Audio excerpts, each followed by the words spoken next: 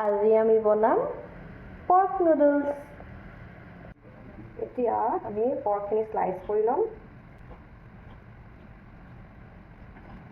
গাহৰি মাংসখিনি already boil কৰা হৈছে।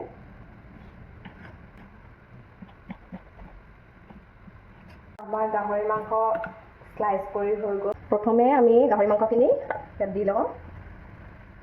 তাৰপৰা ইয়াত অলপ পানী দি লওঁ। যিহেতু আমি পৰ্ক নুডলছটো চুপ টাইপত বনাইছোঁ, তাৰ কাৰণে আদা নহৰু খুন্দি থৈছিলোঁ, আদা নহৰুখিনি দি দিছোঁ। লগতে আলুও দি দিওঁ, একেলগতে বইল হৈ থাকিব।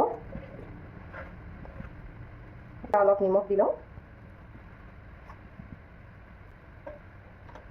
নিমখ দি আমি গাপ মাৰি দিওঁ। আমাৰ মাংস আৰু আলু পূৰাই একেবাৰে একদম বইল হৈ আছে। ইয়াত দুটামান জলকীয়া খুন্দি থৈছিলোঁ, এই জলকীয়াকেইটা দি দিওঁ।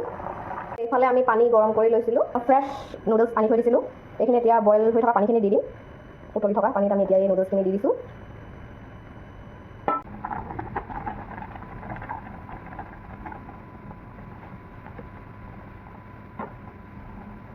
আমাৰ নুডলছ বইল হৈ অলমষ্ট হৈ গৈছে। এতিয়া আমি ইয়াত অলপ দিম বিলাহী।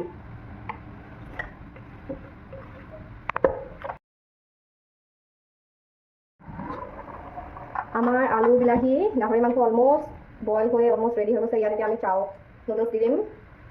এইখিনি আমি অলৰেডি বইল কৰি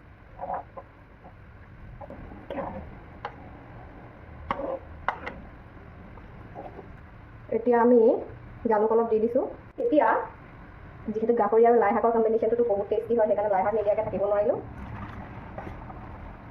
আমি গাপ মাৰি দি অকণমান দেৰি কাৰণে থৈ দিম। এতিয়া আমি অকণমান লৰাই দিম।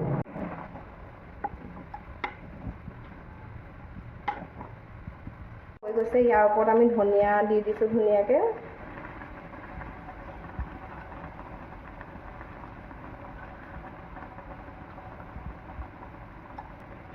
অকণমান 1 মিনিটৰ কাৰণে হেৰি কৰাৰ পিছত হৈ যাব আৰু আমাৰ খানা। ৱাও, এইফালে আমাৰ পৰ্ক নুডলছ ৰেডি। পূৰা গৰম গৰম উতলি আছে।